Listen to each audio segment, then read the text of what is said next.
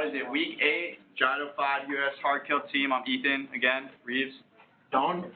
Sarah. I'm Azim. Lindsay. And so, again, I want everybody to put themselves in the mind frame of this problem statement. So, I mean, everybody knows kind of how chaotic, a city in Iraq can be. So, I mean, you're a soldier, you're walking through, there's a million different things going on. You guys have seen this on the news. And so, the drone has been identified as a threat, and you pull out your first heavy solution that's already exists in the field, and you miss. And what do you have left? Your rifle, right? So you pull it out, and you start firing at the drone, and there's countless other things going on around this device. And as it gets closer, you're doing everything you can to pull it down, but unfortunately, you nail a civilian, take that person out, and you end up not really reaching your target. So this last week, we really looked at our MVP, and the big things that we wanted to focus on is it's starting to get to a point where it's getting too complicated. So one of the things that we had from 2 weeks ago was looking into EMPs, and when we did a little bit of preliminary research into it, we figured that if we did something like that, it would cause a lot more additional problems that we would have to consider.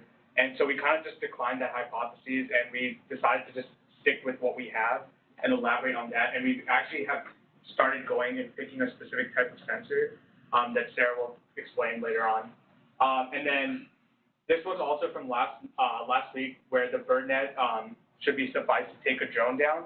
There was some questions about if it would be possible or not, but we actually got a video of it, and we have that video recorded and available if anybody wanted to see it.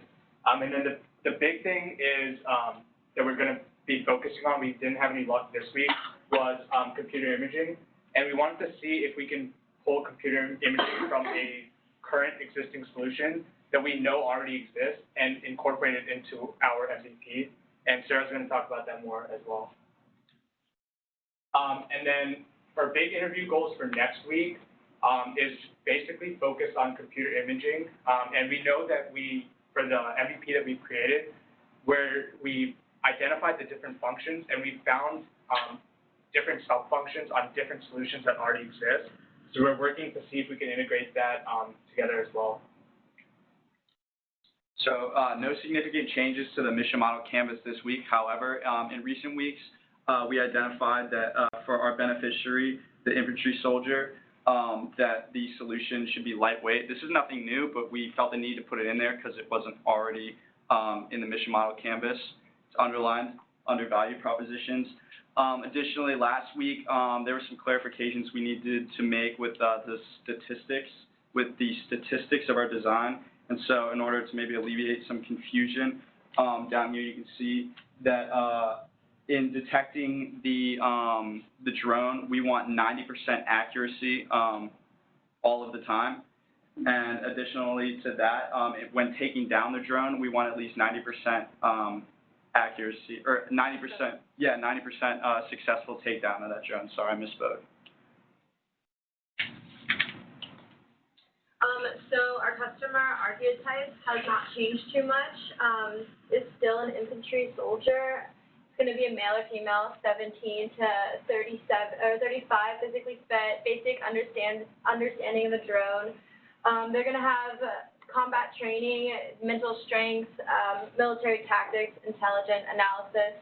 So this week we also had the privilege to talk to a soldier that was in the field, and we got 2 quotes from him, one being, having a self-guided missile is really nice when you're in the field. I loved it when I had one before. So although we're not using a missile kind of bullet, we're using a different type of bullet, but it's still in the same guidelines. And the biggest pain I had was when people's lives were in danger. So this also contributes to really finding and targeting that solution. All right, so following tradition, every week we try to highlight something of value that our product has. And as Lindsay mentioned earlier, we talked to more people that we identified as the end user. And one of the things they mentioned is they wanted a product that they could have speed, and that would have a speed of deployment, meaning they would be able to reload and use it over and over at a quicker pace. So we highlighted that. Although our product already had that feature, we wanted to highlight that into this. Our customer workflow is still the same as well. If an enemy drone is detected, you need to analyze the environment. Is it an emergency or no threat? Then you make the decision of a hard kill, soft kill, or no action. So we've done a lot of work on our MVP this week, and what I really want to focus on is this proposed mechanism. So we're still doing the smart billet, but we've gotten really in-depth about how that's going to work. We're using a computer imaging as a sensor, and that information is going to be processed into our navigation system. So our navigation system, Nick Swain was nice enough to make us, these are fins. So the bullet is going to be spinning as it comes out of the M203. The fins will stop spinning and then will help guide the bullet to where it needs to go. So the information from the computer imaging is going to be translated into the fins and will direct its navigation. That will be powered by a circuit, and because we are going to need to start the battery at some point, we can't just have the battery in there for years while it's waiting. There's going to be a battery tab that they can pull out before they deploy it.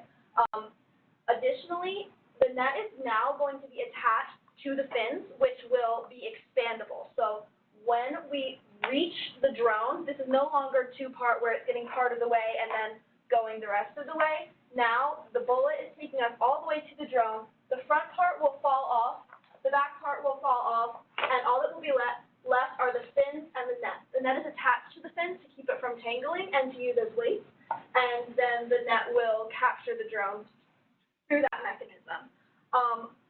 These are our proposed mechanisms.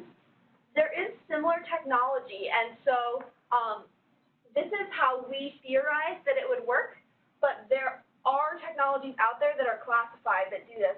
So we can go to our sponsor and say, you have this capability, and we know how we can modify it to make it work. So this is our proposed, but we do know that this is possible, and so that's something that we wanted to highlight as well. So to go further in, we want to make sure that our computer imaging is going to really detect the drone, and so that's a pain. But computer imaging, I've been talking to a lot of experts, is really advancing in the field. It's incredibly crazy how much they can detect it. So through this, we can get the best results for our drone. Got 5 seconds left, so that's perfect. Good job. Okay, feedback. Yeah. Your technical explanations were amazing. How did you link that to the information you learned from your sponsors? Or how did you get there? Can you go back? Yeah. So, yeah, the fin idea came from Nick Swain. He was telling us that would be, we were speaking with our mentor about navigational systems because we had been focusing a lot on the sensor and a lot of the bullet, but not on how the information was going to help the bullet get to the drone. So some original ideas were that we were going to be moving the propellant to change it back and forth, but there was the problem of the bullet spinning. So as we were getting more information, the fin option really became the best thing, and then we just modified it we wanted to make it a lot simpler, so we just sort of thought through it and tried to make it more efficient. I think you can eliminate the battery tab. Mm-hmm. You don't want to have a tab and something like that you got to, like, all this stuff's happening and I got to remember to pull the tab out, and if I don't, so you can just have that when you fire the round, the concussion itself can activate the battery. Okay, great. Good input. Yeah. It's good, Castro. I was going to say something about the battery tab as well, but I just had a quick question. How do the fins actually move and adjust? It's from the computer imaging. Is that a mechanical fin, or how exactly? Right. Servo motor. Servo Yeah. motor. No kind of servo. Right. Yes. I want to say I think this graphic is really good.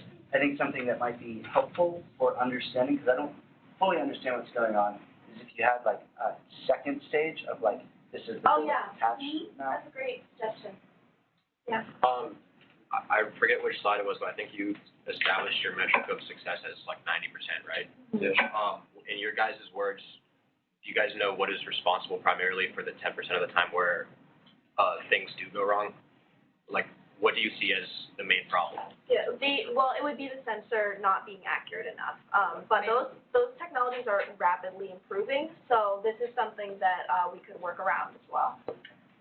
Did you have something? Yeah, I'd be curious as to why you switched from computer imaging from the standard technology that currently exists, that's currently used for navigation. The standard technology, there isn't really a standard, but the best sensor out there is radio frequency, and we were talking about that. We don't want to have the radio frequency because other people can intercept it. They can change the frequency of the drone. So once they figure out that we're doing that, they're just like, oh, we won't use 2.4 anymore. We're going to use 5.1. And so then it wouldn't be effective anymore. I'll point you at something else that you could want to look at that's a little less complicated than Okay. computer imaging. Thank you. That's exactly 3 minutes. So, good job.